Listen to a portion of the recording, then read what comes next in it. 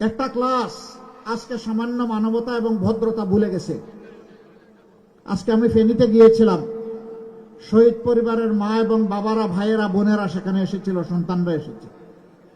আমি তাদের প্রতি সহানুভূতি জ্ঞাপন করার এক পর্যায়ে একজন বয়স্কা মা হঠাৎ করে এসে আমাকে জড়াই ধরছেন। উনি কান্না শুরু করেছেন।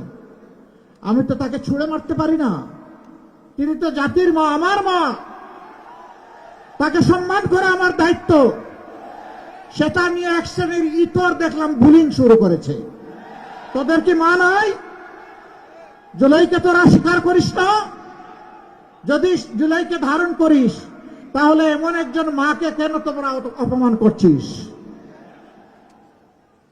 অনেকে এখন সন্ত্রাসের পরিবেশ সৃষ্টি করছেন মানুষের মধ্যে ভয়ভীতি সৃষ্টি করার জন্য। আমি শুধু একটা কথা বলবো, আপনারা এটা ছেড়ে দেন। আপনারা ছেড়ে যদি না দেন, মনে রাখবেন আমরা আমাদের জীবনের চাইতে মায়েদের ইজ্জতের মর্যাদা অনেক বেশি বুঝি। আর যদি মায়ের গায়ে কেউ হাত দেয়, আর যদি হুঙ্কার দেয় আমাদের মায়েদের কাপড় খুলে নেবে, আমরা তাদেরকে ছেড়ে কথা বলবো না ইনশাআল্লাহ।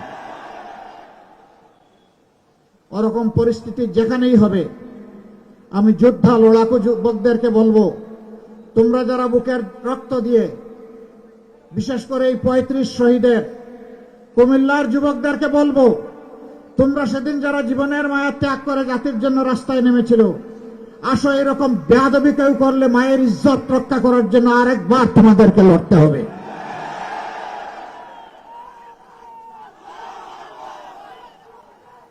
বহু জায়গায় ভয়ভীতি দেখানো হচ্ছে, বলা হচ্ছে অমুক মার্কায় ভোট না দিলে ভোট সেন্টারে যাবেন না, গেলে খবর আছে।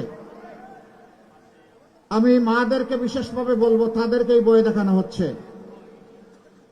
আপনারা ওই মা যারা শরীফ উসমান হাদিকে জন্ম দিয়েছেন, ওই মা যারা আবরার ফাহাদকে জন্ম দিয়েছেন, ওই মা যারা আবু সাইদকে জন্ম দিয়েছেন, যে আবু সাইদ বলেছিল হয় আমার অধিকার দে, না হয় আমাকে একটা গুলি দে। আপনারা সেই মা।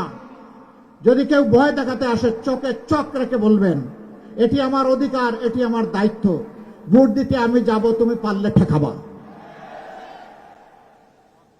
ওরা বিড়ালের মতো পালাতে বাধ্য হবে ইনশাআল্লাহ।